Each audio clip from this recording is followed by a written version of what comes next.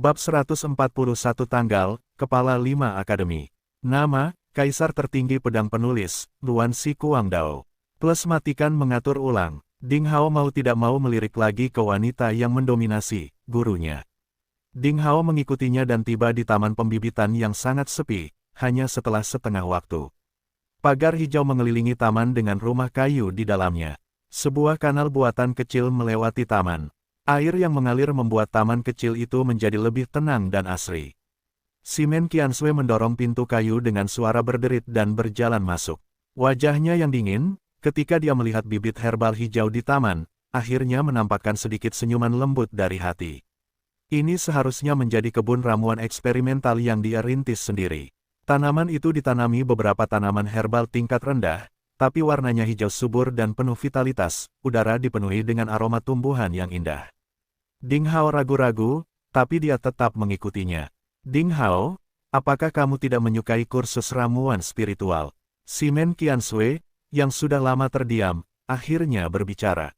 Dia berjongkok di taman pembibitan. Jari-jarinya yang putih menyapu beberapa tanaman hijau seperti menyentuh tubuh bayi. Dia kembali menatap Ding Hao dan bertanya dengan tenang dan penuh harap. Tidak, aku sangat menyukainya, kata Ding Hao sambil tertawa ringan. Kamu berbohong, kata-kata Simen Qiansui mematahkan kekeliruan kata-kata Ding Hao. Matanya yang jernih seolah mampu menembus isi hati orang. Dia sedikit kecewa dan berkata, jika kamu menyukainya, mengapa kamu menatap kosong ke kelasku?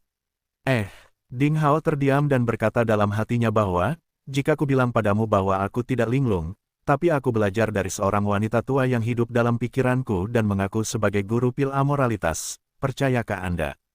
Di setiap kelas, Ding Hao tampak linglung.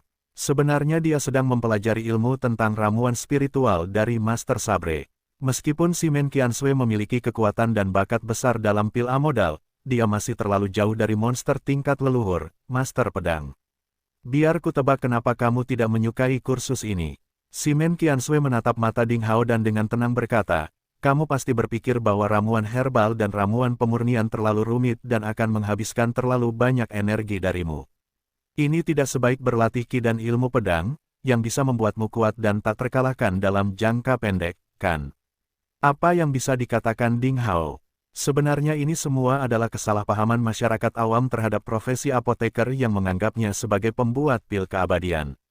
Ya, apoteker mulai belajar dari tingkat yang lebih rendah dan mencapai hasil di tahap selanjutnya, bahkan guru dengan kekuatan luar biasa pun harus menunjukkan rasa hormat mereka kepada apoteker tingkat tinggi. Jika kekuatan dikatakan sebagai landasan bagi seniman bela diri, maka pil keabadian adalah kehidupan kedua mereka. Terlebih lagi, sejauh yang saya tahu, kemampuan bertarung dari apoteker tingkat tinggi, pembuat pil keabadian, tidak lebih buruk dari seniman bela diri. Simen Qiansui berkata dengan sungguh-sungguh. Ding Hao mengangguk. Sabre Master sudah terlalu sering memberitahunya hal seperti itu. Melihat ekspresi Ding Hao, Simen Qiansui berkata tanpa daya, karena Anda mengetahui semua ini, mengapa Anda tidak mendengarkan dan memperhatikan ceramahnya? Saya pikir Anda memiliki potensi untuk menjadi apoteker dan Anda harus memikirkannya dengan hati-hati. Bahkan jika kamu belajar cara membuat tarian abadi dan berlatih seni bela diri pada saat yang sama, kamu tidak akan membuang banyak waktu. Nyonya, saya akan belajar dengan giat. Karena Ding Hao ingin segera kembali untuk menyelesaikan rencana latihan hariannya, dia menepuk dadanya dan membuat janji. Simen Qiansui, tentu saja, melihat respon asal-asalan Ding Hao dan hanya bisa menggelengkan kepalanya dengan enggan. Dia sedikit berkecil hati dan berkata, baiklah, kamu boleh pergi sekarang. Ding Hao buru-buru memberi hormat, mengucapkan terima kasih dan berniat pergi. Simen Qiansui menghela nafas, masih merasa sedikit kasihan. Dia berpikir sejenak, lalu menambahkan, tunggu, saya punya ringkasan ramuan spiritual di sini, itu adalah beberapa pengalaman saya sendiri. Bacalah dengan tekun dan Anda akan menemukan bahwa mempelajari ramuan spiritual jelas bukan seperti yang Anda pikirkan. Petik 2. Ding Hao berbalik dan mengambil buklet tebal bersampul benang biru. Pada saat itu, telapak tangan Ding Hao menyentuh jari ramping Simen Qiansui yang seperti batu giok, dan sedikit sentuhan dingin dikirimkan kepadanya. Simen Qiansui menarik tangannya yang seperti batu giok seolah menerima sengatan listrik. Ding Hao mengucapkan terima kasih lagi, dan melangkah menjauh dari kebun herbal terpencil. Melihat punggung Ding Hao, Simen Qiansui menggelengkan kepalanya dengan lemah. Dengan ekspresi sedikit kecewa, dia menghela nafas, berbalik dan datang ke kebun herbal. Dia membuka telapak tangannya, dan lampu merah pucat menyala, lalu tungku ramuan merah seukuran kepalan tangan muncul, berputar dan perlahan berputar di tangannya.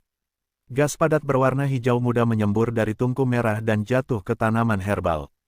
Saat angin sepoi-sepoi bertiup, tumbuhan spiritual yang segar menjadi lebih hijau. Jika Ding Hao hadir, dia akan terkejut.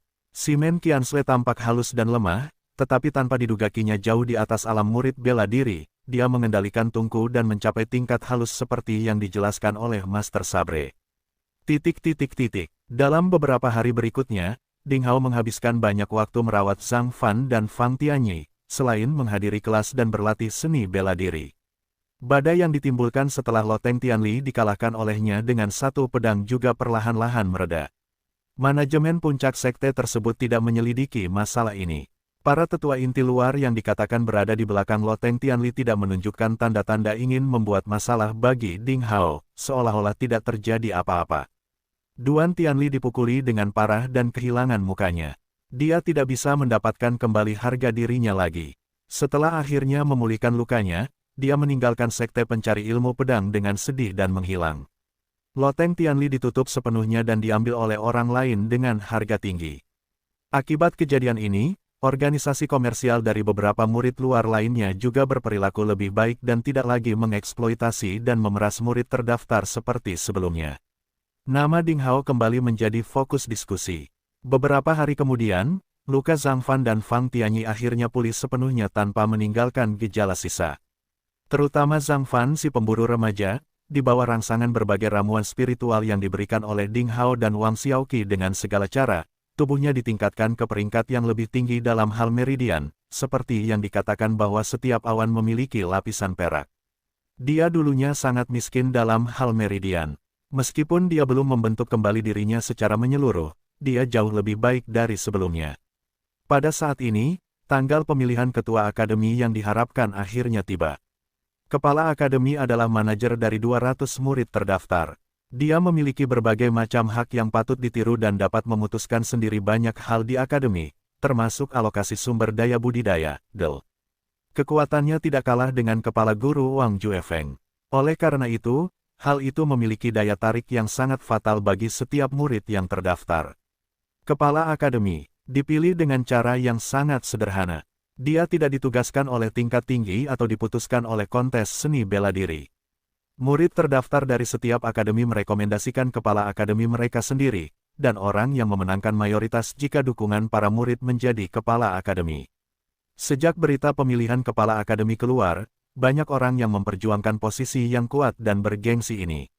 Beberapa orang telah mengeluarkan banyak uang untuk mengundang murid-muridnya minum dan makan, beberapa secara pribadi membentuk kelompok kecil untuk melobi untuk mendapatkan suara, dan beberapa telah membuat banyak janji bahwa sesuatu yang menguntungkan akan terjadi jika mereka terpilih menjadi kepala akademi. Pada saat ini, dimungkinkan untuk membedakan siapa yang paling diterima dan dihormati oleh murid-murid lain dan siapa yang tidak diterima. Di Akademi Timur Kaos Hijau, Ding Hao adalah orang yang paling mungkin. Sejak hari pertama di Sekte Pencari Ilmu Pedang, Ding Hao telah mengesankan semua murid Akademi Timur yang berkemeja hijau dengan kelembutan, kesopanan, suka menolong, dan kemurahan hati.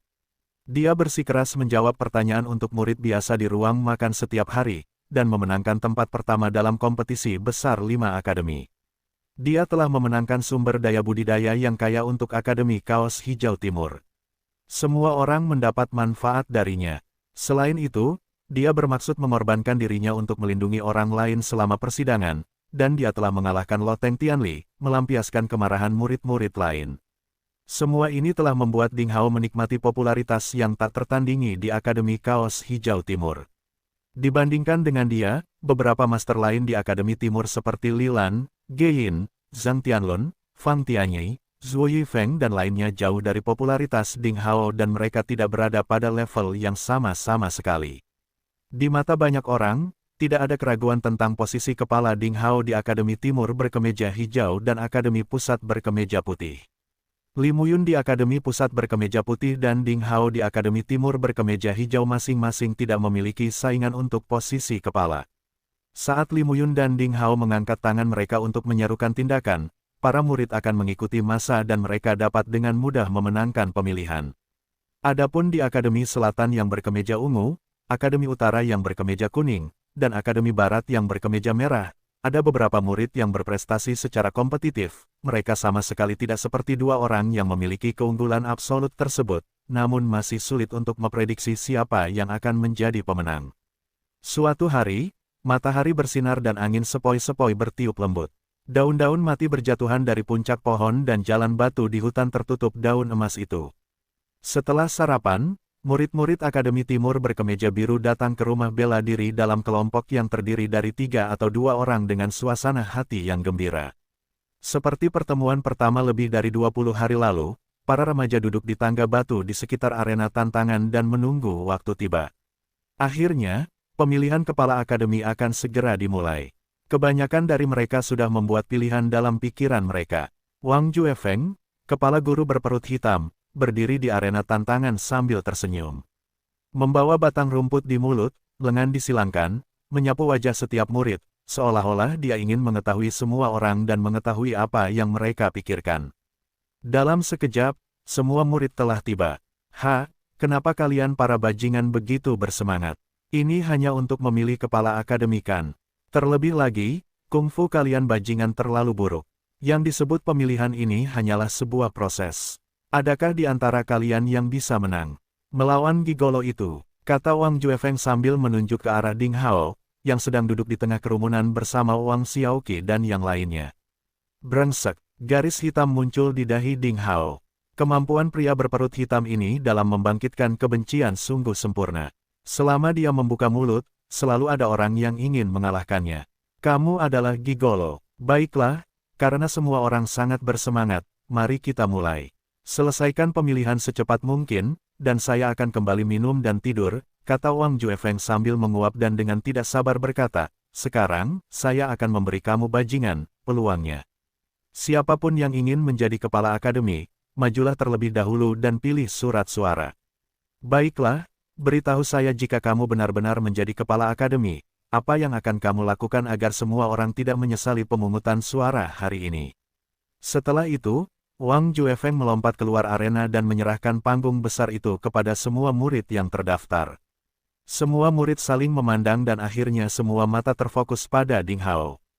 Kali ini berbeda dengan pertemuan pertama di rumah bela diri. Saat itu, para murid duduk bersama dalam keadaan berantakan. Tapi sekarang para murid Akademi Timur berkemeja hijau memilih tempat duduk mereka, secara samar-samar mengungkapkan beberapa misteri. Mereka dibagi menjadi kelompok-kelompok kecil yang berbeda. Di antara mereka, Ding Hao, Li Lan dan beberapa murid berprestasi lainnya yang memenuhi syarat untuk bersaing memperebutkan kepala Akademi Timur dikelilingi oleh pendukung mereka. Namun, jelas ada lebih banyak orang yang duduk di sekitar Ding Hao. Lebih dari setengah dari 400 murid Akademi Kaos Biru Timur telah menjadi pendukung setia Ding Hao dalam sebulan terakhir ini. Zhang Fan dan Fang Tianyi, yang baru saja pulih dari lukanya, juga duduk di sebelah Ding Hao. Kedua pria itu tampak baik-baik saja. Zhang Fan, khususnya, lahir di keluarga pemburu. Dia mengikuti generasi orang tuanya keluar masuk hutan belantara dan pegunungan sejak kecil. Dia memiliki kualitas fisik yang sangat baik.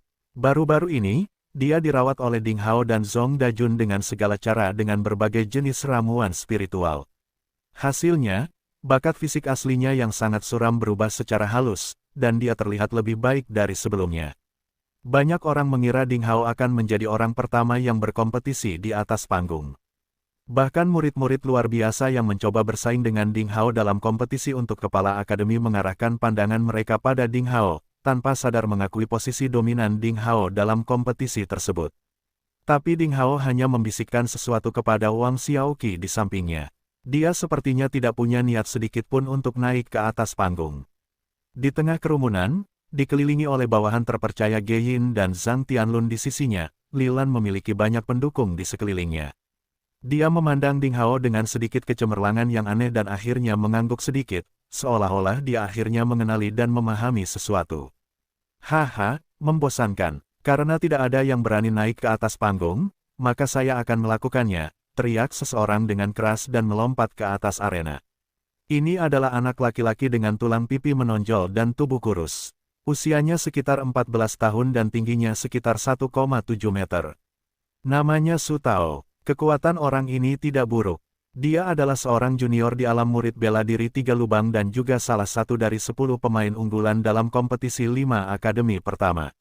Sayangnya, ia gagal di babak pertama. Dia memiliki kepribadian yang agak arogan dan beberapa murid dipimpin olehnya. Sayangnya, jumlahnya hanya sedikit. Namaku Su Tao, dan aku yakin semua orang di bawah ini mengenalku. Haha, aku tidak berani mengatakan apapun lagi. Namun, jika aku menjadi kepala Akademi Timur, aku pasti akan mengejutkanmu. Akhirnya, tolong percaya saya, dalam waktu 6 bulan, saya pasti akan membuat Akademi Kaos Hijau Timur lebih kuat dan lebih kompetitif, untuk menjadi raksasa yang tak terkalahkan dari seluruh sekte pencari ilmu pedang. Su Tao menyampaikan pidato yang penuh semangat di atas panggung. Sayangnya, remaja di bawah panggung juga tidak bodoh. Setelah hampir sebulan mengamati, mereka sudah menentukan pilihan sendiri dan tidak percaya dengan bualannya. Jadilah raksasa yang tak terkalahkan dari sekte pencari ilmu pedang. Hanya orang bodoh yang bisa mengatakan hal seperti itu. Su Tao adalah orang yang pemurung dan menghina. Jika dia menjadi kepala akademi, kita semua harus diperlakukan sebagai cucu olehnya. Dia akan menelan semua keuntungannya. Luar biasa dia berani naik ke atas panggung duluan, dia pikir dia ini siapa? Apakah dia benar-benar berpikir bahwa dia bisa menyingkirkan semua orang dengan mengundang mereka makan di restoran pusat kota beberapa hari yang lalu? Konyol, dengan semua ini kecerdikan dan keberaniannya, dia berani mengingini posisi kepala akademi. Joker, beraninya kamu mencuri guntur dari kakak senior Ding Hao. Beberapa penonton mencibirnya tanpa terkendali, terutama beberapa murid yang tidak menyukai Su Tao. Mereka tidak menyembunyikan niatnya. Suara jernih seperti itu terdengar di seluruh rumah bela diri. Di arena, Su Tao merasa kesal, wajahnya menjadi sangat pucat dan merah. Dia merasa malu. Dia berbicara dengan penuh semangat untuk waktu yang lama, tetapi tidak ada yang menggemakannya. Bahkan mereka yang awalnya berada di sisinya semuanya tercekik dan tidak berani mengatakan apapun. Adegan itu dingin dan suram.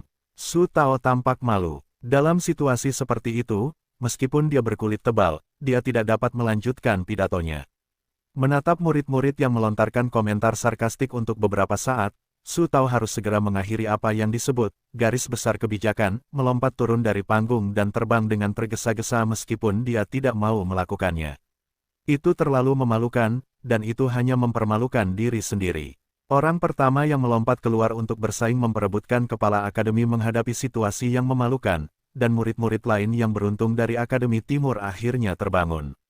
Meskipun pemilihan kepala akademi yang adil itu bagus, tidak semua orang bisa meraih kejayaan di arena. Karena setiap kompetisi pada dasarnya adalah panggung bagi mereka yang benar-benar berbakat.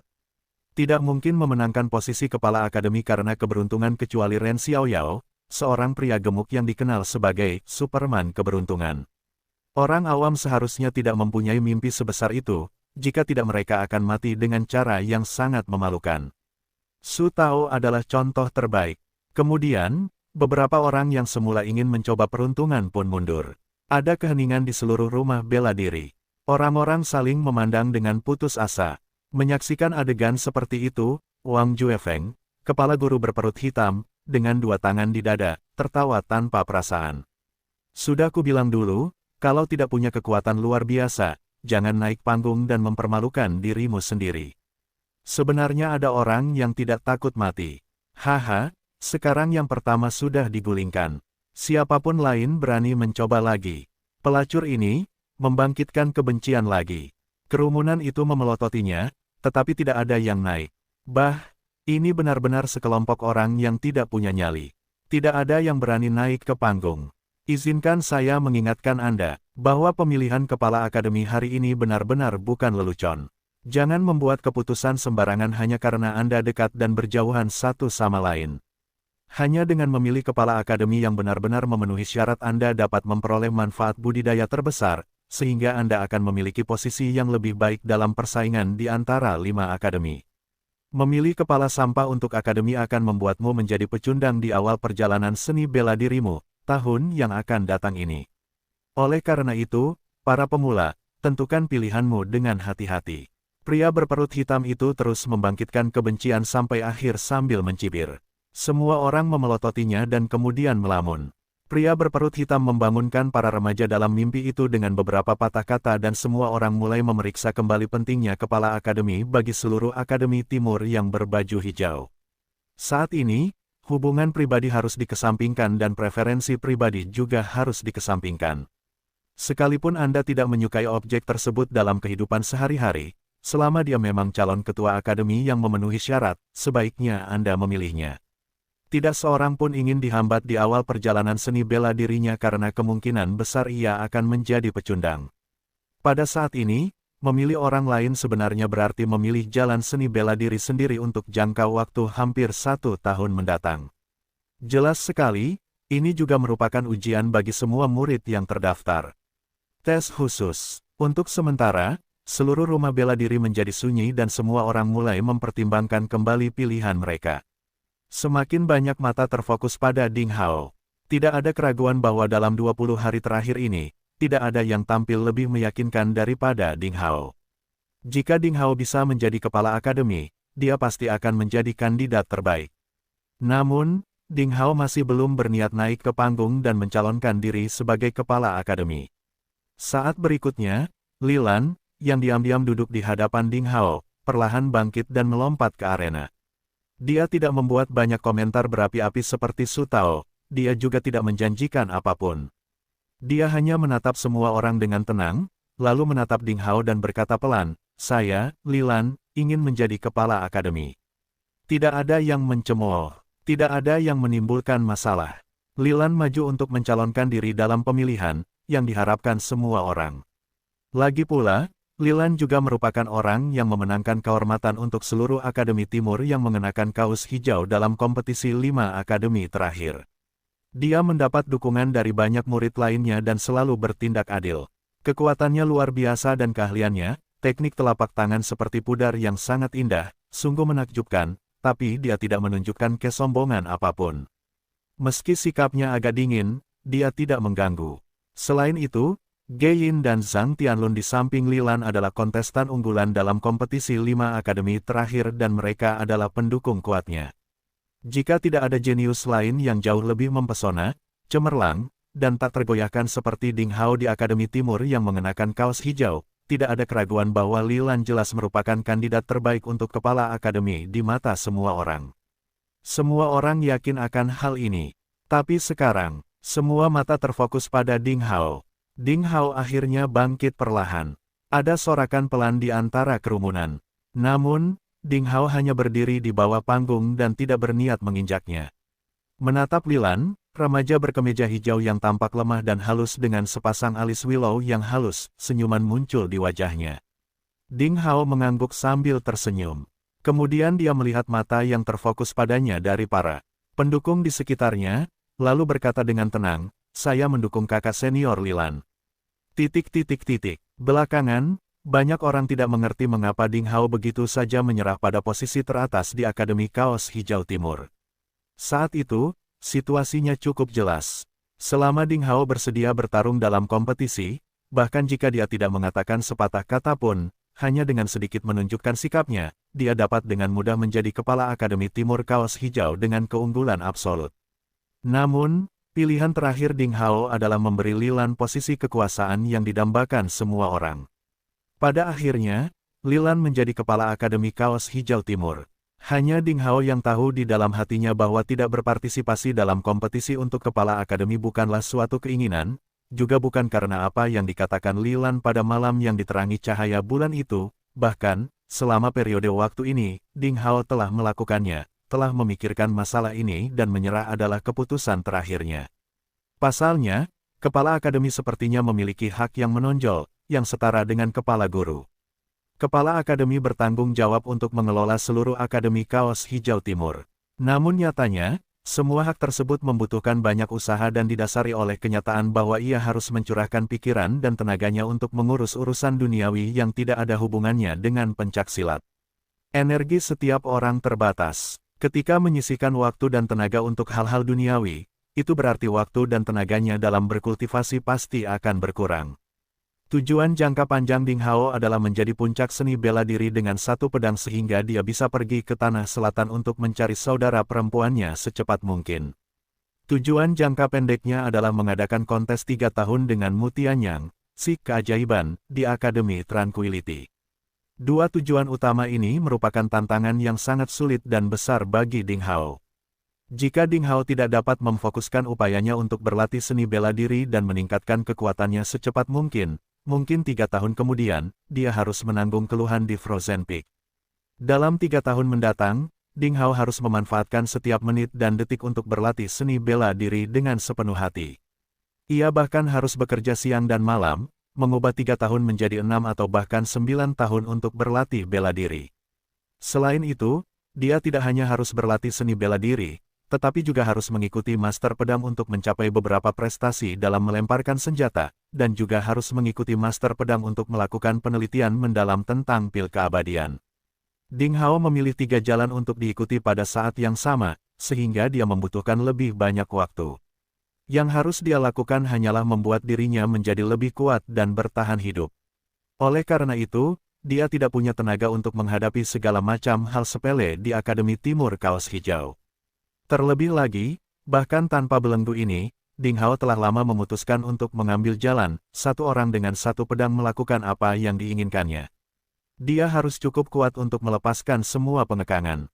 Ini, daripada mengandalkan kekuatan super untuk menikmati kehidupan seorang pengembara yang riang dan tidak terkendali. Aku ingin membuat pedang di tanganku menjadi kekuatan yang kuat di dunia ini, bahkan membuat kekuatan paling menonjol dan status paling mulia selama berabad-abad gemetar di bawah pedangku. Menyerahkan posisi kepala akademi, dia tidak menyesal. Beberapa orang mengejar kekuatan pribadi mereka, sementara yang lain mengejar keunggulan kekuasaan atas dunia. Ini adalah 2 jalur yang sangat berbeda. Ding Hao mengambil salah satunya. Dia akan melanjutkan dengan tegas. Fakta berikut juga membuktikan bahwa Ding Hao bukanlah satu-satunya yang memiliki keyakinan seperti itu. Karena kandidat terakhir kepala akademi di Akademi Pusat Berkemeja Putih juga di luar imajinasi orang, baik Li Muyun, master pertama, Liang Feixue, master kedua, dan bahkan Chen Sheng, master ketiga, juga dijuluki pecandu martial mania dari Aliansi 7 terhormat, tidak mendalilkan untuk menjadi kepala akademi. Pria yang akhirnya menjadi kepala akademi dari Akademi Pusat Berkemeja Putih sebenarnya adalah Sun Jiutian, master keempat dari Aliansi 7 yang terhormat. Dengan kekuatan dan ketenaran Li Muyunhe dan Liang Feixue, mereka tidak memilih menjadi kepala akademi. Hanya ada satu kemungkinan, seperti Ding Hao, keduanya menyerah secara sukarela. Ding Hao, Li Muyun dan Liang Feixue, 3 orang jenius yang hebat, menghadapi godaan kekuasaan, mereka menyerah seperti mengabaikan hal-hal sepele. Sekali lagi, tindakan seperti itu membuat banyak murid terdaftar memandang mereka. Orang jenius adalah orang jenius. Mereka sangat berbeda dari orang biasa. Bahkan pilihan yang mereka buat pun sangat mirip. Di hadapan status kekuasaan yang membuat banyak orang tertarik, sungguh menakjubkan bahwa mereka mengembalikannya dengan begitu cerdas. Untuk sementara, tampaknya dengan sukarela menyerah dalam kompetisi untuk menjadi kepala akademi menjadi hal yang lebih membanggakan daripada benar-benar menjadi kepala akademi. Pada saat yang sama, persaingan untuk kepala akademi dari Akademi Selatan yang mengenakan kemeja ungu lebih ketat dari yang diperkirakan orang. Lu Kuang, orang gila, yang terkenal, sukses besar, tetapi karena dia terlalu suka memerintah dan telah menyinggung banyak murid, banyak orang diam-diam membencinya. Dalam kompetisi tersebut, dia secara tak terduga kalah dari Wang Xiaoxi, master lain di Akademi Selatan dengan kerugian yang sangat lemah. Dibandingkan dengan persaingan yang relatif damai di Akademi Timur Berkemeja Biru dan Akademi Pusat Berkemeja Putih di seluruh proses pemilu, persaingan di Akademi Selatan Berkemeja Ungu dikatakan penuh dengan bubuk mesiu. Meskipun Wang Xiaoxi memenangkan pemilihan, Akademi Kemeja Ungu Selatan terpecah belah.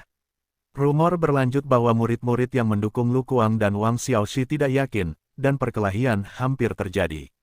Akhirnya, Kepala Guru Akademi Selatan menekan mereka dengan paksa dan menyatakan bahwa hasil akhirnya sah. Sebagai perbandingan, proses pembentukan kepala akademi di Akademi Utara dengan kemeja kuning relatif jauh lebih mudah. Superman yang beruntung, Ren Xiaoyao mengguncang lemaknya dan berkata sambil memakan kaki ayam, jika aku terpilih, keberuntunganku mungkin adalah diteruskan kepadamu, dan kita semua akan menjadi kaya bersama. Kemudian, pria gemuk yang tidak biasa itu terpilih dengan lebih dari separuh suara. Tentu saja, semua ini didasarkan pada premis bahwa remaja tampan Lin Xin juga tidak ikut serta dalam pemilu. Di saat yang sama, persaingan memperebutkan kepala Akademi Kaos Merah Barat juga sengit, namun tidak putus asa. Lagi pula, tidak ada bakat yang mempesona di akademi, dan akhirnya Li Chanyang, tuan muda kota siang, mengalahkan lebih dari selusin pesaing dan menjadi kepala Akademi Kaos Merah Barat. Li Chanyang, yang sebelumnya tidak terkenal, tampil menonjol dan dianggap sebagai kejutan besar. Baru pada saat itulah banyak orang mulai memperhatikan remaja yang sebelumnya tidak dikenal ini. Tentu saja, bagi Ding Hao, hasil ini tidak mengejutkannya. Meridian dan bakat Li Chanyang sangat bagus, dan dia juga sangat penuh perhitungan. Dia didukung oleh Xiao Cheng Xuan, seorang teman dekat yang membara dan penuh kasih sayang yang dia kenal melalui tinju, ditambah pengaruh Li Yinhuo, seorang saudara perempuan. Yang cantik dan tiada taraf, semua ini membantunya menjadi kepala akademi tanpa hasil. Kemudian, dalam satu hari, kepala 5 akademi dari Sekte Pencari Ilmu Pedang semuanya dipilih untuk menjadi murid terdaftar. Li Lan, Sun Jiutian, Wang Xiaoxi, Ren Xiaoyao dan Li Chanyang tiba-tiba menjadi nama-nama yang perlu diingat dengan kuat oleh semua murid terdaftar.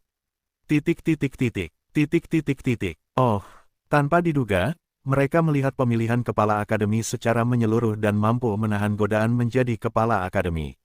Di aula besar area tangga ke-8 dari Sekte Pencari Ilmu Pedang, Yin Yifei, yang sedang memeriksa hati nuraninya sendiri di dinding, mendapat berita itu, duduk di kursi batu giok ungu dan membuka matanya sedikit karena terkejut.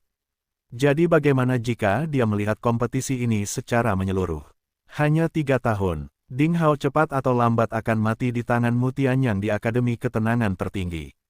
Lucky, yang duduk di satu sisi dan tersenyum muram, berkata, bahkan jika monster tua itu telah melindunginya, aku tidak percaya bahwa 3 tahun kemudian, monster tua itu masih bisa melindunginya dari kematian. Dua pria sekarang sangat membenci Ding Hao.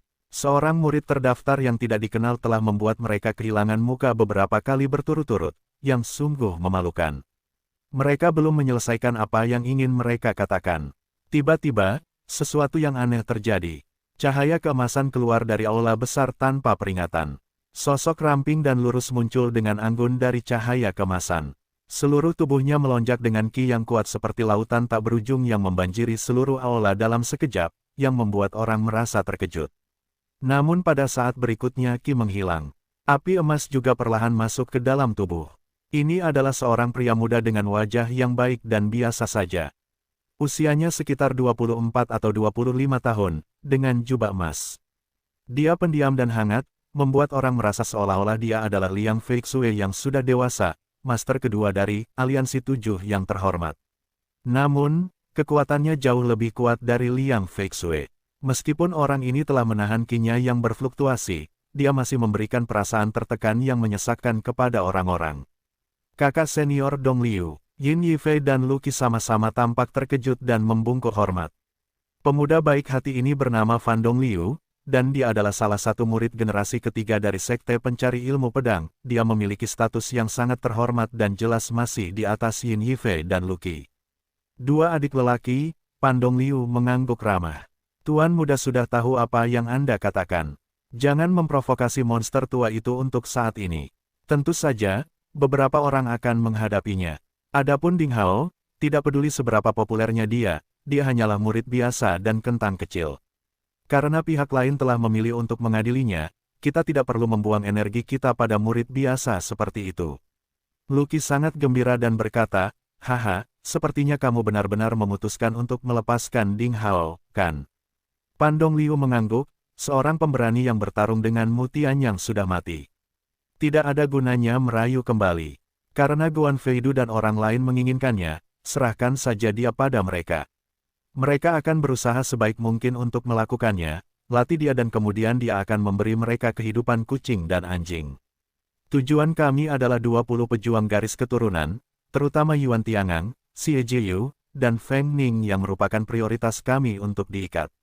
Yin Yifei tiba-tiba bersukacita dan tersenyum puas. Tolong minta kakak senior Dong Liu untuk memberi tahu tuannya. Yakinlah bahwa Yuan Tiangang sudah menjadi milik kami. Kami juga akan menyelidiki dengan jelas semua informasi Xie Jiyu dan Feng Ning. Mereka hanyalah pemula. Hehe, selama kita cocok dengan solusinya, mereka pasti akan pergi ke kita untuk berlindung. Yah, itu bagus. Pan Dong Liu menghela napas lega dan memperingatkan lagi. Prajurit silsilah adalah potensi nyata dan penguasa masa depan dunia. Jadi jangan gegabah. Orang-orang di sana juga akan mengambil tindakan, dan kamu tidak boleh didahului oleh mereka. Kakak senior Dong Liu, jangan khawatir. Kami tidak akan mengecewakanmu. Yin Yifei dan Luqi sama-sama berjanji dengan setia. Bagus. Guru memintamu untuk memperhatikan Li Muyun, Liang Feixue dan orang-orang lain di Akademi Pusat Berkemeja Putih. Pan Dong Liu kemudian menyebutkan beberapa nama murid biasa dan melanjutkan dengan serius. Sekarang ada lubang runtuhan di sekitar Gunung Xian di Provinsi Salju, tempat munculnya sekte misterius zaman kuno. Perhatian berbagai sekte besar dan pengaruh lainnya tertarik pada masalah ini. Sang master secara pribadi telah memimpin para ahli untuk pergi ke Gunung Xian, jadi dia tidak punya waktu untuk memikirkan hal lain. Jadi, jangan mengecewakannya. Setelah mengatakan itu, Fan Dong menghilang dengan api emasnya menyapu. Hahaha. Karena tuannya memutuskan untuk tidak mengikat Ding Hao, maka kita bisa mendapat masalah untuk si kecil ini. Yin Yifei tertawa. Luqi mengerutkan kening, tapi monster tua itu. Sedikit kabut menyelimuti mata Yin Yifei dan dia berkata, tidak apa-apa. Kita hanya perlu membuat sedikit masalah baginya untuk menunda budidayanya. Setelah 3 tahun, kamu bisa meminjam pisau mutian untuk membunuhnya. Dan saya curiga ahli misterius yang muncul di hutan hari itu bukanlah monster tua, Qi Qingshan. Tapi puisi itu, hanya sebuah puisi, tidak ada artinya apa-apa. Kami tidak melihat ahli misterius hari itu. Bagaimana jika Ding Hao kebetulan mendengar puisi seperti itu dan berpura-pura mengetahui sesuatu? Masuk akal jika kamu mengatakan itu. Lagi pula, setelah monster tua itu mengeluarkan bau busuk itu, dia tidak pernah terlibat dalam perpecahan selama bertahun-tahun. Bagaimana dia bisa tiba-tiba peduli pada murid kecil? Mata Luqi berbinar. Jadi, kita harus mencobanya dulu. Sebaiknya aku tidak mengetahui semuanya palsu. Kalau tidak, aku akan membiarkan Ding Hao mati dengan menyedihkan. Yin Yifei, sebagai murid inti 3 generasi yang berperingkat tinggi, untuk pertama kalinya sangat marah karena murid yang nominalnya kecil ini. Jadi, apa yang harus kita lakukan selanjutnya? Kata Luqi, bukankah Yuan Tiangang sudah menjadi milik kita? Dia adalah murid garis keturunan yang memiliki identitas terhormat. Biarkan dia membuat masalah untuk Ding Hao terlebih dahulu. Bahkan jika dia tidak membunuh Ding Hao, dia selalu bisa membuatnya setengah mati. Biarkan si kecil tahu bahwa bukan beberapa orang yang bisa dia sakiti. Hehe, jangan bilang monster tua itu mungkin terlibat dalam konflik di antara murid tingkat rendah, bukan? Yin Yifei tampak berbahaya. Setelah menghadiri pemilihan-pemilihan ketua, tidak ada jadwal lain di sore hari. Ding Hao, Zhang Fan, Fang Tianyi, dan orang-orang tinggal di rumah perkawinan untuk mengolah pedang sebentar dan secara pribadi bertanya kepada Zhang Fan tentang beberapa trik memanah. Ding Hao kembali ke kediamannya. Terakhir kali dia membeli sekumpulan pisau terbang yang sangat indah di aula penempaan kuali, dan kemudian Ding Hao selalu ingin mengembangkan senjata tersembunyi yang dia kuasai. Sekarang dia akhirnya punya waktu untuk mempelajarinya. Dengan kekuatan Ding Hao dari alam murid bela diri dengan 4 lubang, dia secara acak membuang pisau terbangnya. Dalam jarak 50 langkah, ia tidak mengalami kesulitan untuk menembakkan gawang statis, namun ia masih kesulitan untuk mengenai sasaran setiap saat tanpa meleset saat menghadapi lawan seperti di fiksi kehidupan sebelumnya. Jadi dia bertanya kepada Zhang Fan tentang beberapa trik menembak, dan mencoba mengintegrasikan trik tersebut ke dalam teknik pisau terbang. Setelah berlatih sebentar di halaman, Ding Hao dengan samar membuka jalan. Teknik senjata tersembunyi juga memerlukan manual rahasia untuk berlatih. Tidak ada pencapaian dalam bekerja di balik pintu tertutup. Sayangnya, tidak ada manual rahasia seperti itu di area ini. Sepertinya saya harus meluangkan waktu untuk menghabiskan poin kontribusi dan pergi ke perpustakaan sekte untuk mengambil manual senjata rahasia. Ding Hao mengambil keputusan, menyeka semua pisau terbang dan pergi ke kamar. Dalam beberapa hari terakhir, dia telah banyak berkultivasi karena ki di tubuhnya melonjak. 4 lubang di dantian bawahnya telah mencapai ranah, jernih, cukup penuh. Ding Hao tahu ini adalah firasat untuk menerobos dunia dan itu tidak bisa ditekan lagi. Duduk bersila di atas bantal terburu-buru di ruang tamu, dia menutup matanya dan dengan cepat memasuki keadaan hampa, mengoperasikan kitab suci pencarian pedang Taixuan.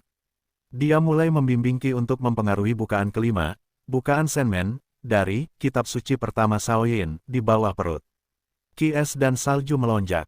Serangkaian kepingan salju indah berwarna putih jernih mulai terbentuk sedikit di sekitar tubuh Ding Hao, dan kemudian perlahan berputar di sekitar Ding Hao, seperti peri putih yang menjaga Ding Hao.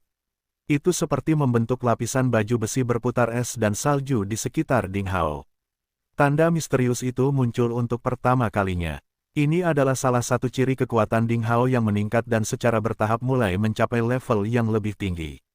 Dengan peningkatan kekuatan prajurit, mereka secara bertahap akan menghasilkan keadaan bertahan untuk menghindari gangguan dan serangan kekuatan eksternal saat beroperasi. Semakin tinggi kekuatannya, semakin kuat pula kondisi pertahanannya.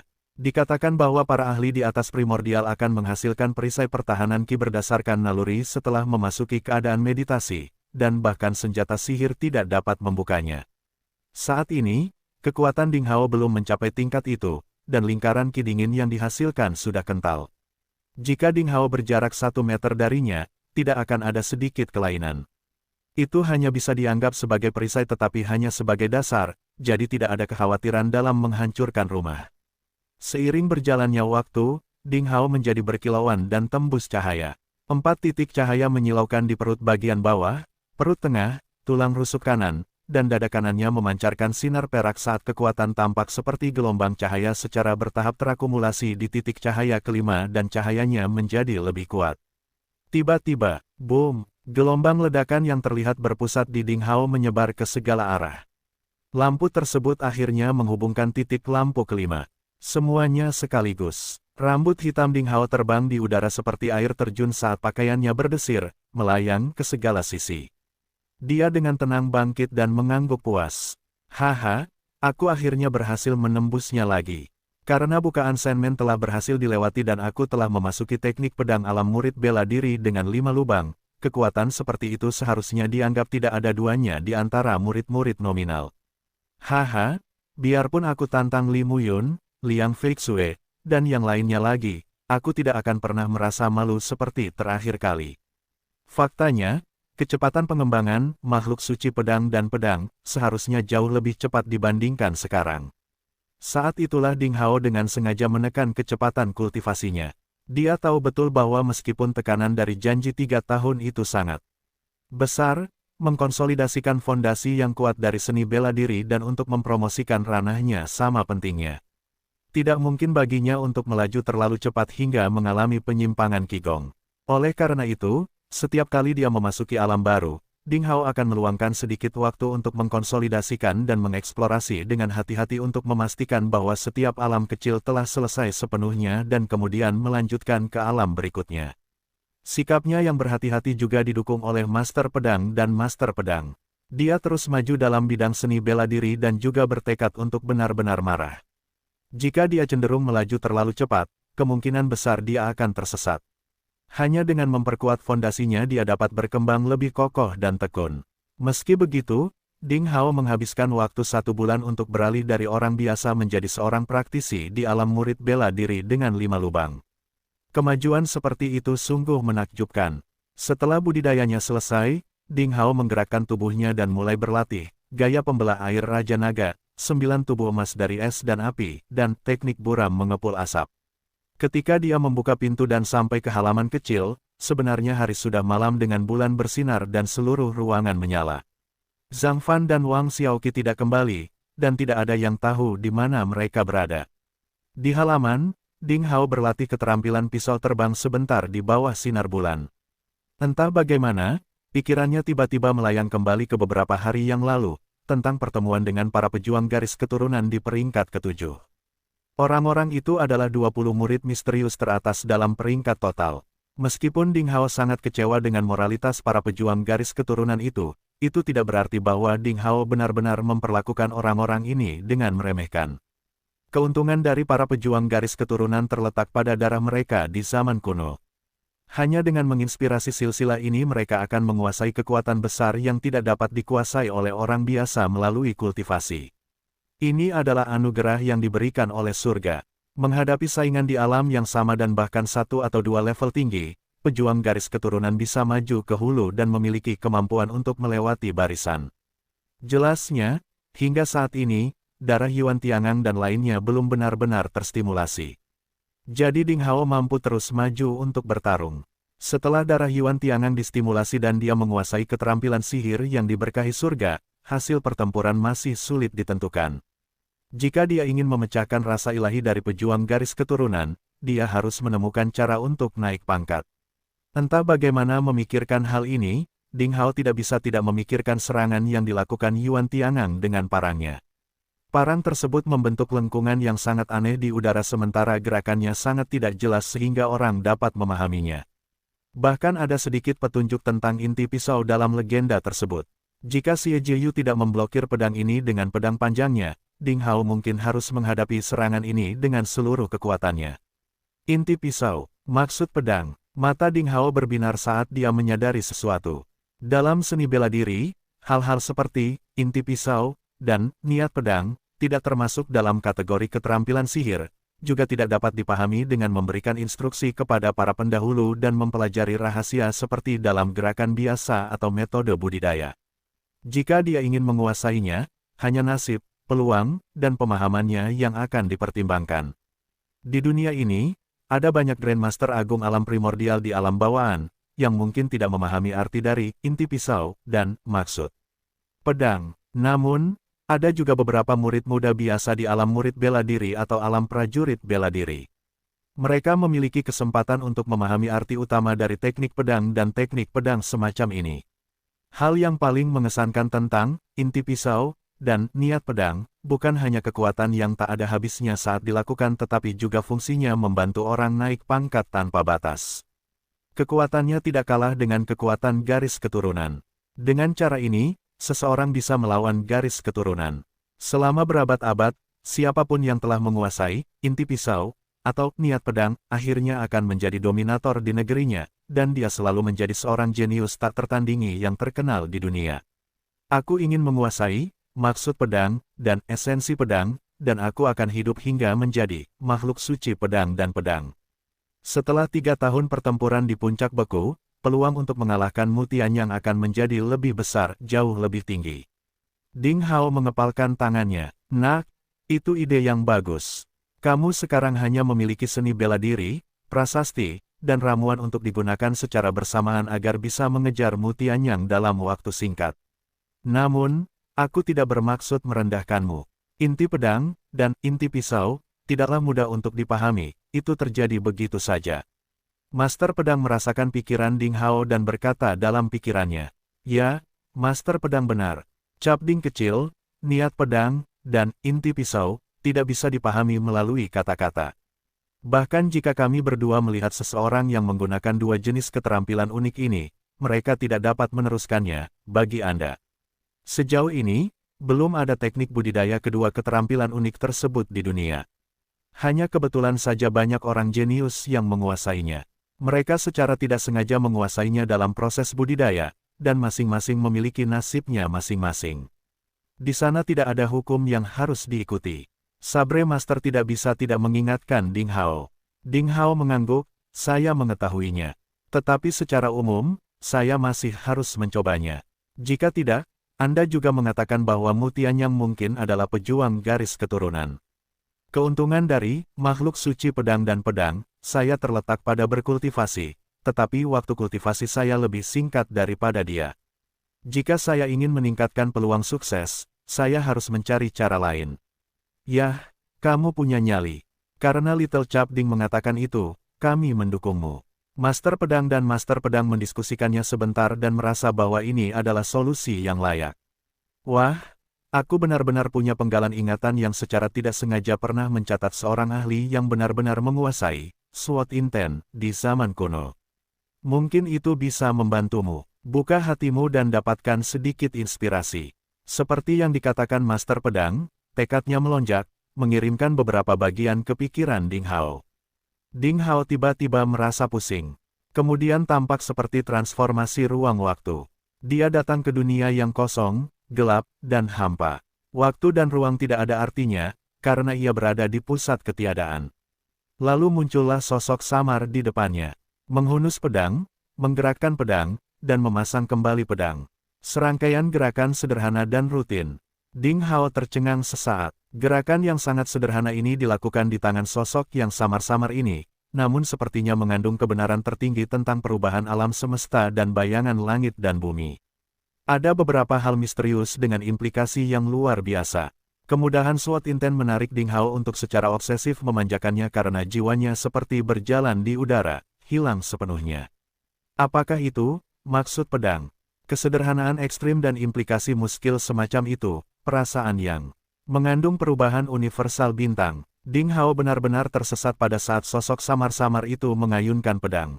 Momen yang tepat ibarat momen abadi, melampaui segalanya dan juga membatasi segalanya. Saat angin sejuk bertiup, Ding Hao akhirnya terbangun dari keterkejutannya. Saat dia membuka matanya, dia terkejut. Sudah 15 atau 16 jam kemudian, dan hari sudah subuh. Langit di kejauhan mulai cerah. Saat pagi yang menawan datang, aliran senja pun muncul. Seekor burung tak dikenal mengeluarkan serangkaian suara tajam di langit, seperti suara angin yang bergulung. Aku kira itu hanya sebentar, tapi sebenarnya itu lama sekali. Ding Hao merasa kaget. Dalam pikirannya, hanya 1 atau 2 menit sebelum dia terbangun dari gambaran yang ditransfer oleh Master Pedang, tapi di dunia nyata, itu hampir sepanjang malam. Bagaimana kabarnya? Saya tidak menyangka Anda memiliki keberuntungan sehingga Anda benar-benar memasuki kondisi pencerahan. Sebuah suara yang familiar terdengar. Itu adalah Lilan. Ding Hao menoleh, dan dia secara mengejutkan menemukan bahwa Lilan, pada suatu saat, yang telah menjadi kepala Akademi Timur dengan kemeja hijau, bersandar pada pohon dengan daun kuning di halaman dengan tangan disilangkan di depan dada. Daun-daun perlahan berjatuhan dari dahan dan melayang di pundaknya, seperti yang ada di lukisan. Dia menatap Ding Hao dengan tenang. Pencerahan. Ding Hao bertanya, setiap orang di dunia memiliki akar kebijaksanaan yang dapat menuntun mereka menuju kebenaran. Namun sayangnya, terlalu banyak debu yang mengganggu Anda. Saat angin meniup debu tersebut, Anda pasti akan bertemu Buddha. Lilan berkata dengan nada iri untuk pertama kalinya. Agama Buddha selalu berjuang untuk mencapai wawasan tertinggi yang disebut pencerahan, sementara seorang pejuang mampu memperoleh kebenaran seni bela diri dalam waktu atau ruang tertentu. Pencerahan bisa bertahan lama atau pendek. Beberapa orang bisa berada di negara bagian tersebut selama ribuan tahun, bertahun-tahun dan menjadi yang tertinggi, sementara yang lain mungkin memiliki sedikit wawasan untuk sesaat. Dan Anda memasuki tataran pandangan terang sepanjang malam, itu sangat berarti. Banyak. Ding Hao tertarik. Dia mengeluarkan pedang berkarat dari cincin penyimpanannya, menutup matanya dan menyadarinya dengan tenang, sambil mengulurkan pedangnya. Mendesis. Pedang berkarat itu menembus kehampaan, bukan suara lolongan, tapi hanya suara retakan kecil pada kain. Jejak bilah pedang itu memiliki maksud yang samar-samar. Tapi itu jauh dari niat pedang yang diharapkan Ding Hao. Lilan tiba-tiba terkejut. Dia berjalan beberapa langkah ke depan dan daun kuning di bahunya berguguran. Dia memandang Ding Hao dengan takjub dan berkata, "Kamu memahami maksud pedang." Suaranya sedikit bergetar, dengan ketajaman yang aneh dan tidak biasa. "Masih jauh ke depan. Aku hanya menyalin secara mekanis. Itu bukan SWOT Inten." Ding Hao menggelengkan kepalanya dengan menyesal. SWOT Inten tidak semudah itu untuk dipahami. Selama jutaan tahun, hanya segelintir orang yang benar-benar menguasai SWOT Inten di antara jutaan orang jenius. Orang lain yang mengaku menguasai apa yang disebut SWOT Inten hanya menggores permukaannya saja. Jika Ding Hao memahaminya dalam semalam, itu terlalu berlebihan. Meskipun dia memahaminya secara dangkal, itu agak menarik. Lilan memandang Ding Hao dengan rumit karena keterkejutan di hatinya belum hilang. Anehnya Ding Hao menemukan bahwa Lilan tampaknya memiliki perasaan tertentu terhadap niat pedang lebih dari orang biasa. Kalau tidak, dengan temperamennya yang tenang dan menyendiri, bagaimana wajahnya bisa kehilangan warna setelah dia melihatnya? Apa yang terjadi? Lilan rupanya menyadari dia lupa berperilaku. Dia mundur selangkah dan menjentikkan daun kuning dari bahunya. Penampilannya kembali normal. Dia berkata, "Saya datang tadi malam dan menemukan Anda memasuki kondisi pencerahan. Wang Xiaoqi, Zhang Fan, dan lainnya yang tidak berani membangunkan Anda, dan mereka tinggal bersama Anda sepanjang malam. Pagi ini, saya meminta mereka untuk pergi senam pagi, lalu langsung masuk kelas. Kamu datang tadi malam, menginap semalam." Ding Hao terkejut, dan langsung tersenyum. "Kepala sedang mencari saya, apakah ada yang ingin Anda sampaikan kepada saya?" Tentu saja, Lilan tidak terbiasa dengan olok-olok Ding Hao. Dia mengerutkan kening, perlahan mendekat dan memperhatikan Ding Hao. Dia dengan serius berkata, "Karena saya baru saja menjadi kepala, saya ingin datang mengunjungi ahli nomor 1 di Akademi Kaos Hijau Timur kita. Saya ingin hubungan yang baik dengan Anda. Jika tidak, saya khawatir rencana saya tidak akan terlaksana dengan lancar." Ding Hao tidak bisa menahan tawa, "Saya tidak menyangka kamu telah belajar cara bercanda." "Siapa yang bercanda?" Lilan memelototi Ding Hao. "Apakah kamu tidak tahu seberapa tinggi prestise kamu di antara sesama peserta magang laki-laki? Jika aku tidak dapat meyakinkan kamu untuk berdiri dan mendukung aku benar-benar gagal menjadi pemimpin. Kamu adalah satu-satunya yang mereka dengarkan." Ding Hao tersenyum dan menyentuh hidungnya seolah kesombongannya telah terpenuhi. Lilan mendengus dan berkata, Apakah kamu menyesalinya? Haruskah aku mengembalikan posisi itu kepadamu?" Ding Hao akhirnya tidak bisa menahan tawa. "Hei, kamu benar-benar bercanda." "Oke, silakan. Bagaimana aku bisa mendukungmu? Aku harus berusaha sekuat tenaga." "Hei, lihat dirimu. Menurutku kamu benar-benar sebenarnya seorang wanita." Lilan meliriknya dan berkata dengan dingin, "Lelukonmu benar-benar tidak lucu." Kompetisi 5 akademi kedua akan segera tiba. Dia berbalik tanpa melihat ke belakang. "Ding Hao, saya harap Anda, sebagai master pertama akademi, dapat mempertahankan kejayaan di kompetisi 5 akademi pertama, sehingga Anda dapat mengumpulkan orang-orang dari Akademi Timur yang berkemeja hijau. Saya ingin menjadikan Anda yang terbaik, contoh seluruh Akademi Kaos Hijau Timur. Kompetisi 5 akademi berikutnya, jangan khawatir." Ding Hao sangat percaya diri dan sambil tersenyum berkata, "Hei, Xiaolan, terima kasih." Setelah memasuki kondisi pencerahan tadi malam, Ding Hao tidak memahami maksud pedang, tapi itu juga cukup bermanfaat. Jika Lilan tidak tinggal bersamanya, begitu dia dibangunkan oleh seorang pemberani, itu akan menjadi kerugian besar. Namun perkataan Ding Hao membuat Lilan yang tadinya berjalan sangat mantap, hampir terjatuh ke tanah. Dia berbalik dan memelototinya, "Jika kamu memanggilku Xiaolan lagi, aku akan mencabik-cabikmu." "Oke, Xiaolan." "Ding Hao, kamu, jangan marah, Xiaolan. Aku hanya bercanda, Xiaolan." Lilan, Ding Hao setidaknya menjadi yang terbaik di kompetisi 5 akademi. Selain itu, Lilan, kepala akademi yang baru, memanjakannya. Dia tidak dimintai pertanggungjawaban oleh para guru karena sesekali tidak mengikuti senam pagi. Ketika dia datang ke ruang makan untuk sarapan, dia kebetulan bertemu Zhang Fan dan murid-murid lain yang juga datang untuk makan setelah senam pagi. "Hari ini adalah waktu untuk menyerahkan pekerjaan rumah yang diberikan oleh guru kami Simen Qiansui. Bagaimana dengan budidaya benih rumput pembekuan darah?" "Brengsek, jangan dibilang, sampai saat ini benih rumput pembekuan darahku belum tumbuh, mungkin sudah mati. Sepertinya aku tidak punya bakat untuk menjadi apoteker rumput spiritual dan pil keabadian." Petik 2. Saya memang membudidayakan cabang dan daun rumput pembekuan darah. Sayangnya, panjangnya hanya setengah cun, jauh di bawah tinggi yang disyaratkan. Mereka lebih banyak mati daripada hidup. Haha, kamu tidak bisa melakukannya. Aku berhasil. Rumput pembekuan darahku sudah berbunga. Haha, kupikir Nyonya Simen akan puas denganku. Sial, sebenarnya aku lupa PR ini. Aku belum membudidayakan benihnya, dan aku bahkan tidak tahu di mana aku meninggalkan benih rumput pembekuan darah. Sial, sekarang bagaimana caranya? Simen Qiansui terlihat lembut dan cantik. Dia tidak akan mengalahkanku, kan? Ruang makan sangat ramai, dan para murid di Akademi Kaos Biru Timur berbicara dan tertawa. Beberapa orang senang dan yang lain sedih. Wajah Ding Hao juga berubah. Oh tidak, dia juga lupa mengolah rumput pembekuan darah, sejenis rumput spiritual tingkat 9. Bayangkan saja guru wanita cantik dan anggun yang mendominasi, Simen Qiansui, sepertinya memiliki ekspektasi yang besar padanya. Dia lupa pekerjaan rumah yang ditugaskan padanya. Apa yang harus dia lakukan sekarang? Hei, kakak senior Ding, apakah kamu melupakan sesuatu?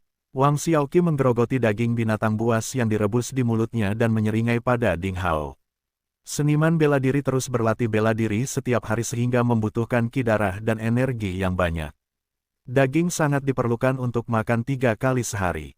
Dalam hal ini, Sekte Pencari Ilmu Pedang melakukan pekerjaan dengan sangat baik. Sejumlah besar binatang buas berbahaya tingkat rendah diburu dan menjadi makanan para murid di atas meja, memberikan aliran esensi dan energi vital yang stabil. Apa ada yang ingin kau katakan saat kau menyeringai mesum padaku? Ding Hao memandang Wang Xiaoqi. Menurutmu apa ini? Wang Xiaoqi mengeluarkan 3 pot bunga kecil dari jubahnya. Di dalam pot ada tanaman hijau subur seperti 3 tenda gladiol. Daun yang panjang dan tipis bergelantungan secara teratur. Batang setebal jari di tengahnya tumbuh lemah, dengan kuncupnya, penuh aroma herbal. Itu adalah rumput spiritual tingkat 9 dari rumput pembekuan darah. Rumput pembekuan darah adalah sejenis pengobatan spiritual tingkat rendah. Satu-satunya efeknya adalah membekukan darah. Jika ada yang terluka, dahan, daun, dan kelopak ramuan ini dihaluskan dan dioleskan pada lukanya, sehingga pendarahan dapat berhenti dalam waktu singkat. Bahkan jika arteri utama dipotong, darah dapat dihentikan dengan ramuan ini.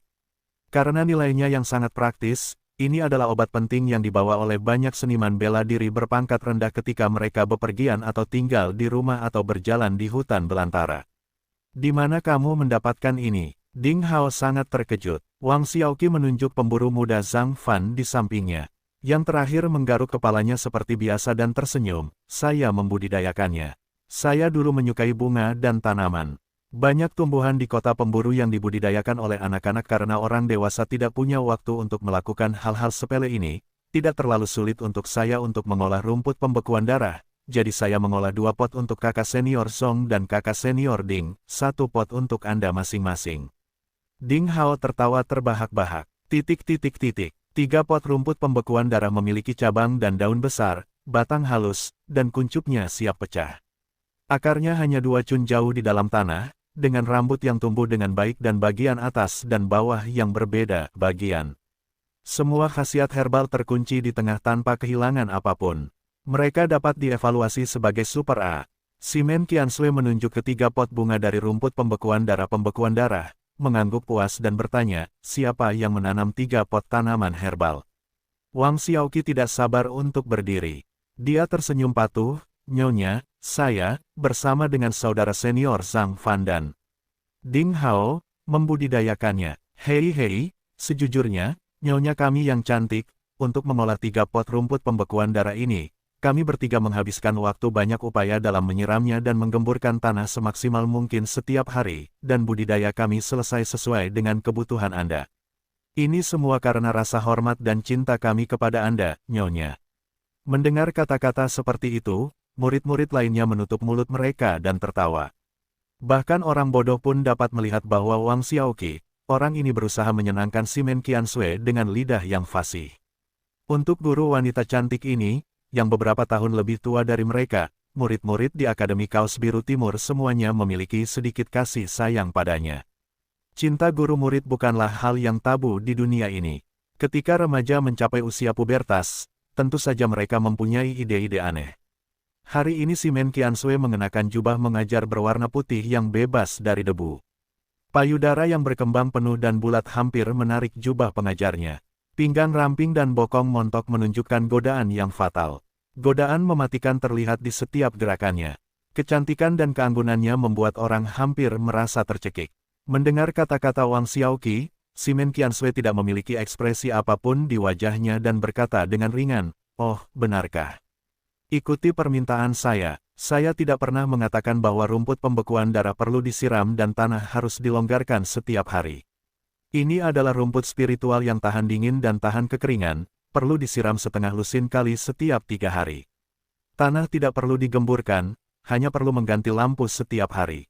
Sungguh anehnya kamu mengendurkan tanah dan air setiap hari, dan mereka masih hidup. Senyum di wajah Wang Xiaoqi tiba-tiba mengeras. Sialan, itu salah bicara.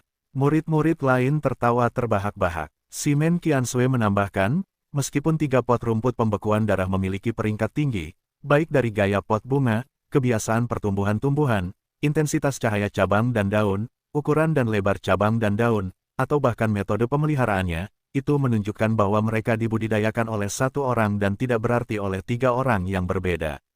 Jadi, saudara muda Wang Xiaoqi, apakah Anda masih bersikeras bahwa Anda, Ding Hao dan Zhang Fan telah membudidayakannya?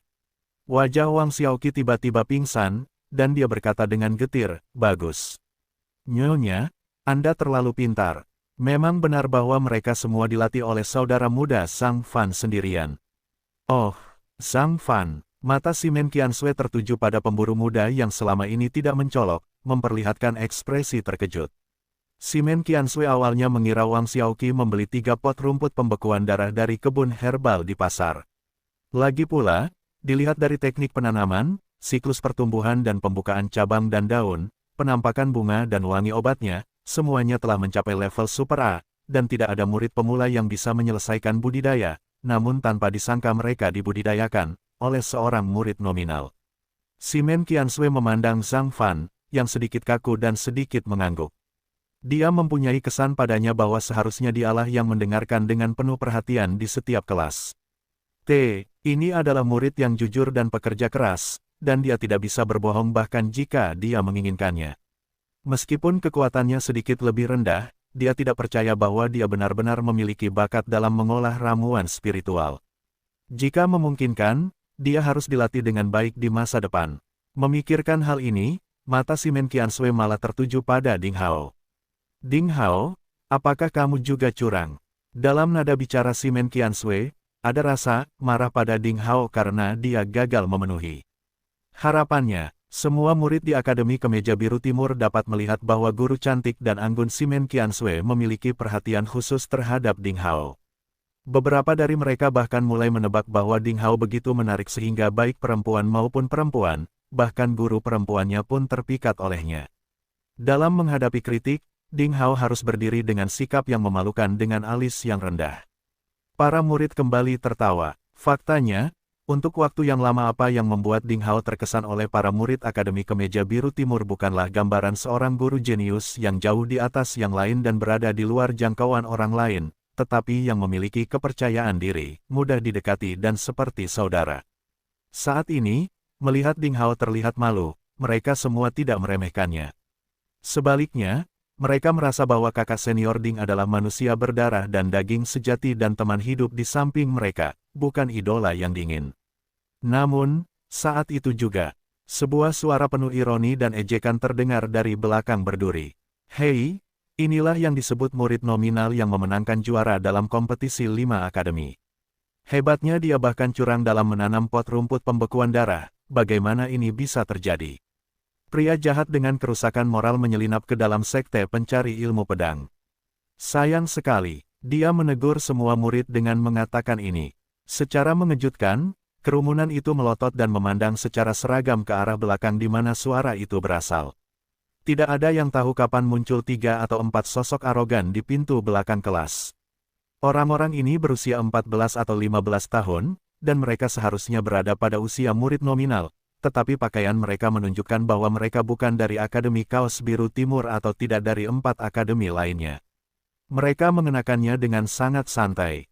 Keempat pria berfluktuasi dengan cara yang sangat kuat dengan udara yang menghina. Melihat murid-murid Akademi Kemeja Biru Timur, nampaknya kaisar yang berada jauh di udara sedang melihat sekelompok pengemis. Kepala mereka adalah seorang remaja berusia 14 tahun, ramping dan sangat tampan. Dia memiliki alis berbentuk pedang yang condong ke pelipis, bahu kera dengan pinggang tawon, lengan ramping, berbentuk khusus dan pedang tergantung di pinggang kiri dan kanan, satu untuk setiap sisi, dan setiap pegangan dihiasi dengan lonceng emas kecil. Saat ia berjalan selangkah demi selangkah, lonceng emas itu mengeluarkan suara gemerincing yang jelas, dengan ritme yang sangat aneh, seperti dering di hati semua orang, membuat hati semua orang berdebar kencang. Di antara murid Akademi Kaos Biru Timur, beberapa orang dengan kekuatan yang lebih lemah langsung pucat. Ini jelas merupakan keterampilan kultivasi yang sangat mendominasi seperti gelombang suara. Bersenandung. Ding Hao bersenandung dingin. Senandungnya berisi kekuatan alam murid bela diri 5 lubang, bercampur dengan kejutan ki yang menyebar. Irama lonceng langsung terganggu, kehilangan pesona demagogisnya. Banyak orang berseru dan saat itulah mereka sadar. Tak disangka Ding Hao dan yang lainnya tertipu hingga nyaris terluka oleh irama lonceng emas. Ini adalah keterampilan rahasia gelombang suara yang mengerikan. Siapakah keempat orang ini? Yuan Tiangang, apa yang kamu lakukan di sini? Ding Hao perlahan keluar dari tempat duduknya. 4 remaja semuanya adalah pejuang garis keturunan, dan mereka termasuk dalam 20 besar dalam daftar utama murid bangsawan yang namanya telah disebutkan. Sejak memasuki sekte tersebut, mereka berada di atas semua murid nominal biasa. Pemimpinnya adalah Yuan Tiangang, yang mengalami konflik dengan Ding Hao di area tangga 7 beberapa hari yang lalu. Yuan Tiangang ditemani oleh remaja tahi lalat, Wang Yong dan lainnya. Melakukan apa? Tentu saja, aku datang menemuimu. Tahi lalat hitam Wang Yong bergerak-gerak dan dia berkata sambil tersenyum paksa. Kita ada di kelas, segera keluar dari sini. Ding Hao tampak buruk, dan kelompok orang ini tidak berperilaku baik, jelas mereka datang untuk membuat masalah. Ding Hao sama sekali tidak akan bersikap baik kepada mereka. Yuan Tiangang menutup telinga terhadap peringatan Ding Hao. Matanya menyapu Ding Hao dan menoleh ke Simen Qiansui yang berdiri di podium. Tiba-tiba tatapan menakjubkan muncul dalam dirinya dan tak lama kemudian tatapannya berubah menjadi rasa posesif yang kuat dari wanita telanjang itu. Ekspresi seperti itu baru saja muncul di mata sipitnya, tetapi ditangkap oleh Ding Hao. Oh, aku tidak dapat membayangkan sekelompok murid biasa memiliki guru yang begitu cantik dan anggun. Yuan Tiangang menggelengkan kepalanya dan tersenyum lembut, siapa nama Anda, Nyonya? Saya kira Anda lelah menghadapi kelompok sampah bodoh dan rendahan ini setiap hari. Kata-kata seperti itu segera membangkitkan kemarahan para murid di Akademi Timur Kaos Biru dan mereka segera bangkit dan memukul meja. Apa katamu? Dari mana kamu mendapatkan kesombonganmu? Siapa kamu? Wajah Pestapora juga layak untuk dibicarakan dengan guru kami Simen Qiansui. Keberanian dan kejujuran muda muncul, dan mereka berdiri satu persatu, menatap Yuan Tiangang dan teman-temannya. Mereka mengepung mereka, sungguh menyedihkan bahwa sekelompok ayam lokal, menghadapi burung phoenix, ingin memainkan permainan menang dengan mengandalkan banyak orang. Yuan Tiangang sangat menghina sehingga dia tidak menganggap serius Ding Hao dan murid lainnya. Dia masih menatap Simen Qiansui dengan ekspresi penuh sikap posesif. Dia adalah pria yang lugas dan didorong oleh gairah seksual dan dia tidak suka menyembunyikan perasaannya sama sekali. Kita sedang ada kelas, sekarang, tolong, keluar. Simen Qiansui mengerutkan kening dan berkata dengan nada ringan dan tegas. Guru cantik ini, seorang wanita yang mendominasi, juga orang yang luar biasa. Dia tidak pernah menyembunyikan suka dan tidak sukanya. Semua orang dapat melihat bahwa dia sangat muak terhadap tamu tak terduga ini. Nak, tahukah kamu siapa yang berdiri di depanmu? Wang Yong dengan tahi lalat hitam tersenyum muram dan berkata, kita semua adalah murid seni bela diri garis keturunan sejati. Bahkan beberapa tetua di sekte dalam tidak berani berbicara kepada kami seperti ini. Anda hanyalah seorang guru yang tidak dikenal dari murid nominal. Percaya atau tidak, kamu akan kehilangan pekerjaan bagusmu sebagai guru jika kakak senior kami Yuan mengatakan sesuatu yang menentangmu, dan kamu tidak akan pernah bisa mendapatkan poin kontribusi sekte. Kata-kata seperti menjatuhkan bom di tengah kerumunan membuat para murid Akademi Kaos Biru Timur merasa pusing.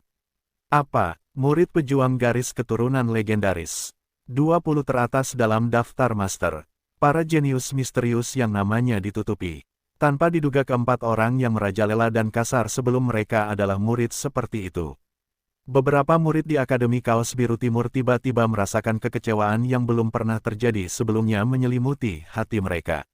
Sejujurnya, penampilan puncak dari para jenius biasa seperti Ding Hao, Li Muyun, Liang Feixue, dan Lin Xin membuka jalan, jadi semua orang sangat menantikan para jenius pejuang garis keturunan di 20 besar daftar master. Namun kini penampilan keempat pria seperti Yuan Tiangang telah mengecewakan semua orang. Dibandingkan dengan Ding Hao dan lainnya, yang disebut jenius garis keturunan ini hanyalah sekelompok bajingan.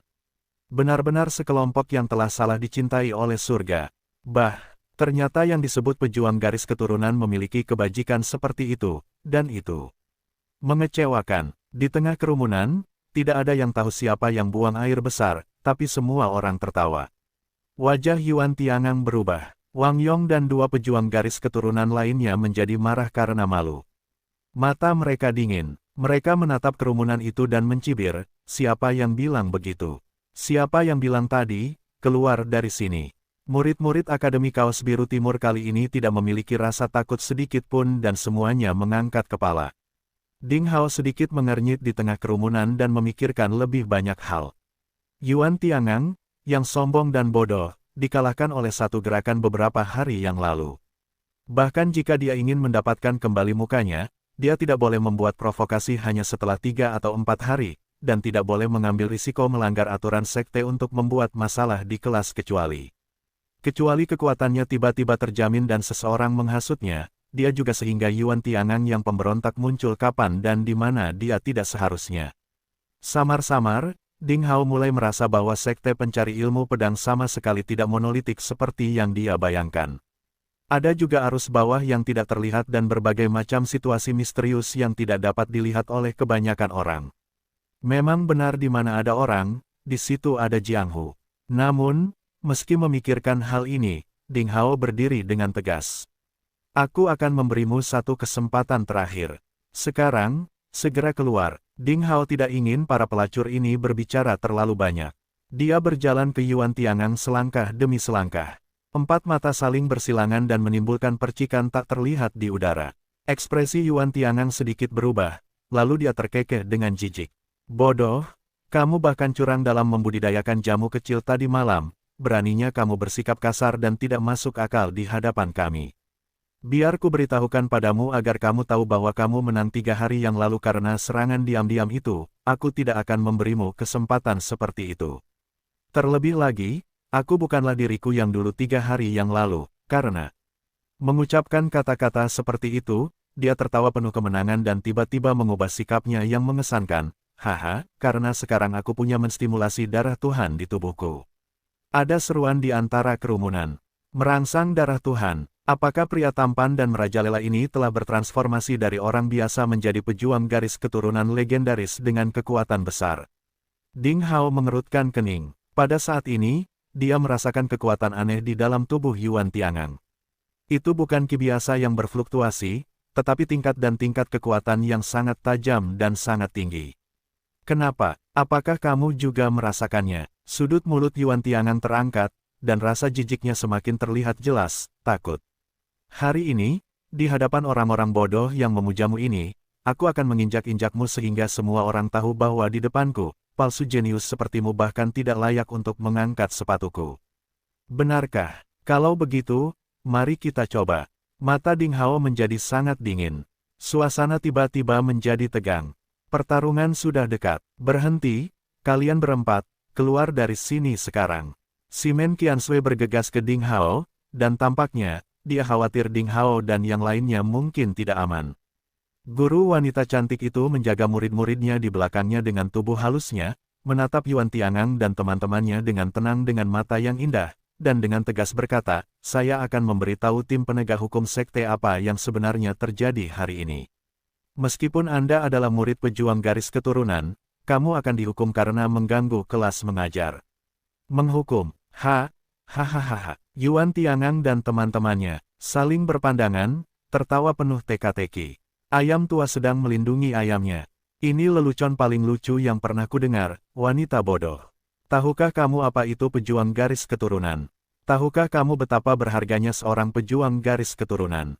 Tahukah kamu mengapa aku bergabung dengan ilmu pedang mencari sekte? Itu adalah tetua inti yang memohon padaku dengan keras selama 3 atau 4 kali sebelum aku menolak undangan dari sekte lain dan dengan enggan bergabung dengan sekte pencari ilmu pedang.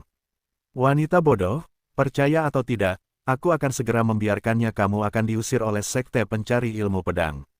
Merajalela, kesombongan yang terang-terangan, semua murid di Akademi Timur Kaos Biru meledak marah.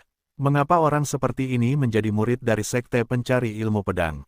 Di dalam hatinya, tidak ada kesetiaan kepada sekte tersebut atau kebanggaan menjadi murid dari sekte pencari ilmu pedang. Wajah si Menqian yang anggun dan cantik masih terlihat tenang. Dia menunggu dengan tenang dengan tatapan mata dingin yang membuat Yuan Tiangang tiba-tiba merasa bosan dan malu sampai dia selesai tertawa. Lalu dia dengan lembut berkata, "Aku tidak percaya." Dia tampak seperti wanita dunia lain. Semua ancaman dan kesombongan, di hadapan ketidakpedulian yang tenang ini, menjadi vulgar. "Kamu," senyuman Yuan Tiangang mengeras di wajahnya, dan dia sedikit marah karena malu sehingga dia berusaha keras untuk mengatakannya. "Mari kita tunggu dan lihat, wanita bodoh, aku akan membuatmu menyesal." Ini sudah merupakan ancaman nyata. Saat ini, seseorang berdiri. "Kakak senior Simen, lupakan saja. Tidak masuk akal untuk berdebat dengan sekelompok bajingan seperti itu."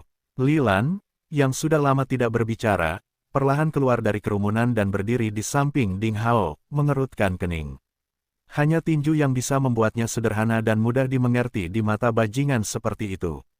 Para murid di Akademi Kaos Biru Timur semuanya bersemangat. Kepala Akademi, Li Lan, akhirnya keluar. Apakah Ding Hao dan Li Lan, dua jenius paling cerdas di Akademi Kaos Biru Timur, akhirnya akan bertarung berdampingan? Namun, pihak lain memiliki 4 orang. Akibatnya, lebih banyak remaja yang melangkah maju dan berdiri di belakang Ding Hao dan Li Lan, melindungi Simen Qiansui di tengah. Meskipun tidak ada kemegahan, tindakan yang dilakukan oleh murid-murid Akademi Kaos Biru Timur menghasilkan momentum yang kuat, aura persatuan. Wang Yong, remaja dengan tahi lalat hitam, entah bagaimana merasa takut. Sekelompok makhluk tidak mengenal hidup atau mati.